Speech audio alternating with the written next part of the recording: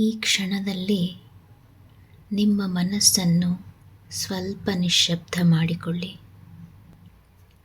ನಾವು ಎಲ್ಲವನ್ನೂ ನಿಯಂತ್ರಿಸಬೇಕು ಅಂತ ಪ್ರಯತ್ನಿಸುತ್ತೇವೆ. ಆದರೆ ಬದುಕು ನಮಗೆ ಒಂದೇ ಪಾಠ ಕಲಿಸುತ್ತದೆ: ಶರಣಾಗತಿ. ನಮ್ಮ ಕೈಯಲ್ಲಿ ಇರುವುದನ್ನು ಪ್ರಾಮಾಣಿಕವಾಗಿ ಮಾಡುವುದು ನಮ್ಮ ಕರ್ತವ್ಯ.